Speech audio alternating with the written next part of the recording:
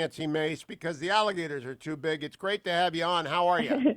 Good morning. You're not the only one. You're in good company. Oh my gosh, Thank I you. won't get near to those things because I'm a bad golfer and I'm in them a lot. But I've had family friends who've lived down there forever since I was in high school, and Yeah. I've been in high school a long time ago. So you get to represent the coast of South Carolina. What a great district, Nancy Mace. Congratulations.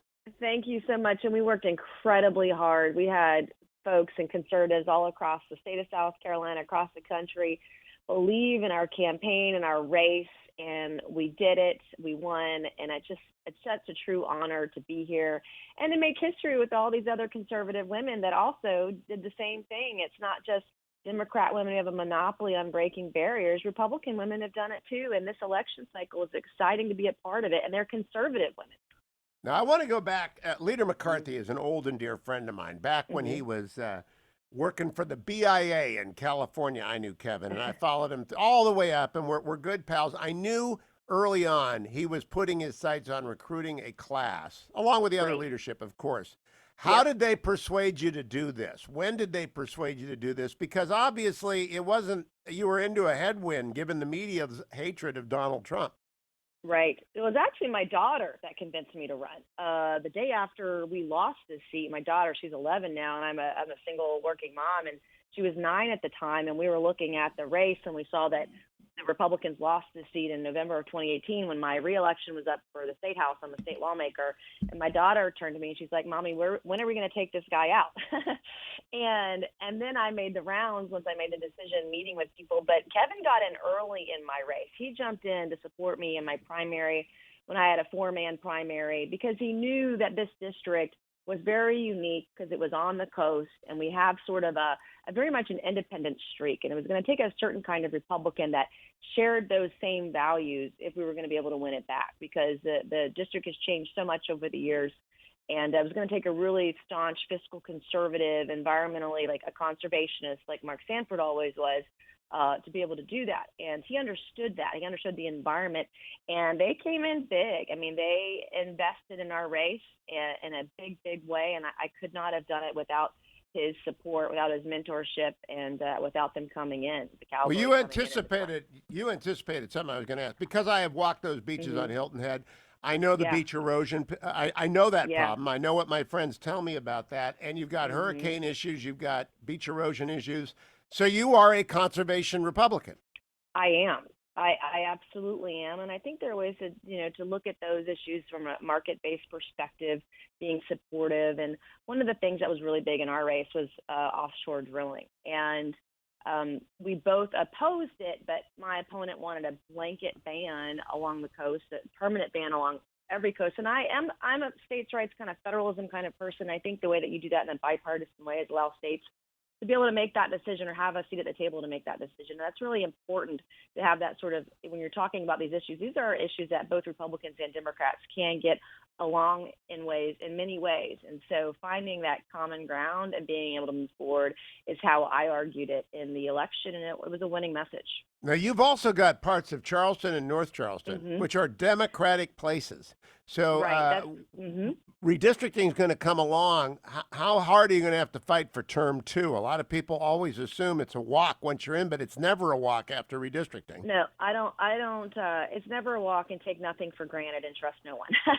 Ha. That is my role in politics. But there is going to be redistricting. I believe I have one of the largest congressional districts in the state, and so the state legislature will determine how that is going to happen. They're going to start that process in January, and so I don't. We'll see how it shakes out. But I do believe there are other neighboring districts of mine that are much smaller, and so we're just going to have to reapportion in the way that the state advises. They'll be the ones that are charged with that. It will lean more likely in our favor, but even still, even if it were to change dramatically, I don't think that it will. But in Charleston, because everybody like you, they love to visit Charleston. That's my hometown. There are anywhere between 35 and 45 people a day moving there. The district is always going to be changing. Because it's such a great place to live. People love it. They love our low taxes, their job opportunities. It's one of the best places in the country to get a job. We have even now we have an unemployment rate of about 5%, but pre-COVID it was under 2%. It's a great place to grow up, to live, work, and retire. Now, you are also almost a Georgian because you get all the way down to the border, and Savannah's right there. And Right. how important do you think these two Senate races are in Georgia? It's extremely important. We have to have a check and balance on a Biden presidency and a Democrat ruled House, and it is essential that we win both, not one, but both of those seats January 5th to keep that check and balance and to have Republican control of the Senate. And then 2 years from now, this was a big election in 2020, but we are so close to winning the majority back in the House. We've got to all turn our sights on, once we get through Georgia, we've got to look at the seats that we can win back and get a majority in 2022. So this is not going to stop now. It's not going to stop January 5th. We've got to go through 2 more years of gaining these House seats so we can get a Republican majority. When do the new members elect the freshman class president who sits on the steering committee of the Republicans? When do you get your committee assignments, Nancy Mace? Well, I believe that we're waiting. They are waiting. The other side is waiting until I believe the speaker is elected, and we'll know what ratios and what proportions are available in each committee. Right now, we're all obviously all the freshmen are scrambling and trying to jockey for the committee assignments that they want. That'll be a month-long process. That'll go through the month of December, and then I would imagine by late December, early January, we'll start to know what's available, and the steering committee members will start making those decisions.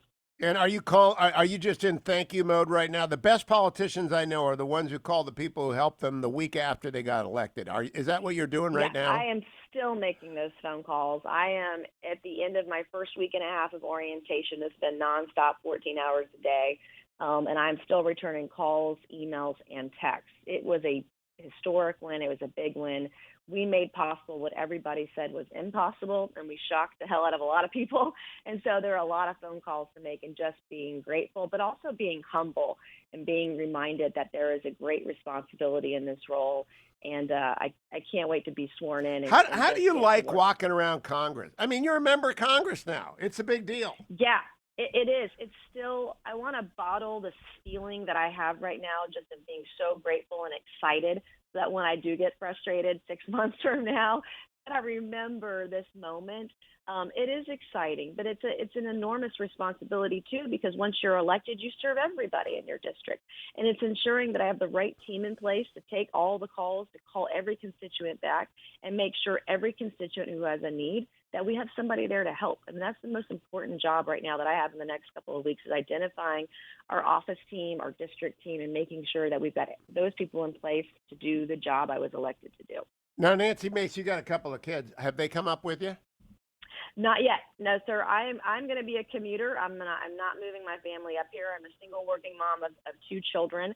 They have a wonderful dad. We have a great friendship and relationship, and I will be commuting back and forth and be with him when I'm home. And I'll be in district the majority of the time. I mean, my job, I was elected to do a job, and I will not be living up here.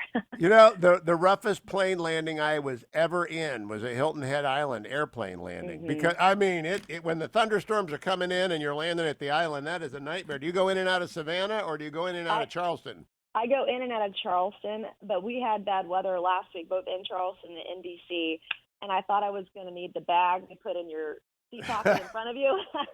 It was one of those moments, but instead I was all right, but I cried on landing. I teared up, and I was so emotional. It hadn't hit me what I had done until last week when I landed in D.C. for freshman orientation, and the weight of that excitement was just so overwhelming. I don't get emotional at all, but it was just I cherished that moment, and I hope I will always remember it. Nancy Mace, congratulations. You're the first of the freshmen that I've got on, and I really appreciate what you've done for the country and what you're going to be doing for many, many years in the House of Representatives. Thanks for joining me this morning. Thank you for having me, and it's nancymace.org if your listeners want to learn more. nancymace.org. Go. I think this is one of our superstars in the making.